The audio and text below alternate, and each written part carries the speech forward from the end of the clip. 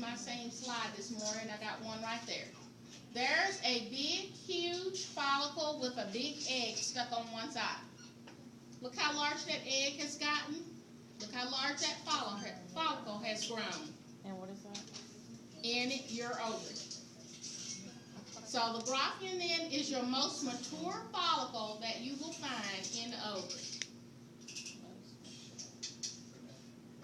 So that right there is a primary oocyte? No, sir. Secondary. Secondary. So the secondary oocyte is found in the graafian. Always in the graafian. And you know what? The secondary oocyte is the one that gets released from the ovary. So that's the one that can be fertilized. And that's a haploid. What's the chromosome count in it? 23. It is definitely haploid. 23. It's a larger cell, but it has only 23 chromosomes from the female. Secondary oocyte found in the All right, now I think you have another feature to note, and that's an antrum, right? Now, antrum can be seen good in a graafian follicle. You see this space right here? It is a fluid-filled space inside of the follicle. All right, and that is antrum. Okay, so you can see that as a opening or space in the graafian one more time. Yes, ma'am. Does that have to be attached to the wall? Not necessarily. Yours is detached. Okay, so they can be attached or detached, but correctly, they should be attached. So is that one space over there, the atrium? Yeah, I see a lot of antrums over there, but in the graafian is definitely where you're going to see it.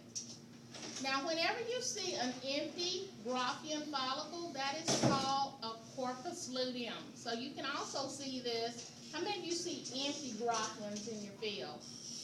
Okay, that's a corpus luteum. A graafian that has lost its egg during ovulation is one that converts to a follicle called a corpus luteum. Now, I actually have a slide in your folder set that's titled corpus luteum. Go ahead and put it in.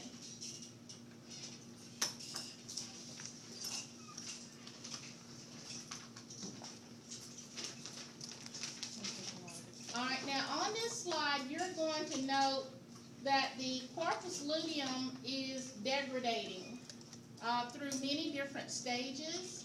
And one of the things it does when it starts to decompose, after it loses, the graafian loses its egg, is that it might grow larger in size. Are you all seeing some large graafians on your slide?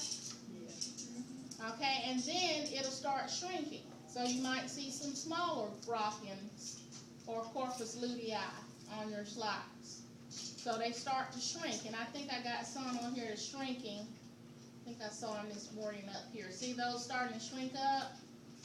Okay, there's several of them right there. See how they're getting smaller? So they actually will dissipate over a number of, over a period of time. It all depends upon the activity of what's going on with the gonads. Now, if the female is pregnant, her corpus luteum does not break down quickly.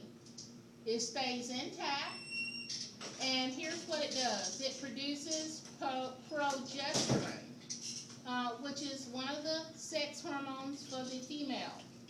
And progesterone will prepare the uterus for implantation. So it preps the house for a happy surprise.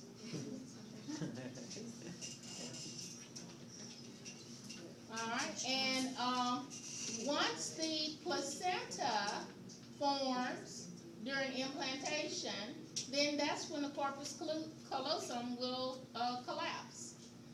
Now, if she's not pregnant, then it's going to collapse pretty quickly. Okay, so there's not going to be any signals to keep it together, and so it will degenerate much faster and just get sucked back up into the ovary tissue. All right, so this is what this slide is about. The corpus luteum slide is to note different stages of breakdown for the corpus luteum. Okay? All right, well, all of you can't swarm the back.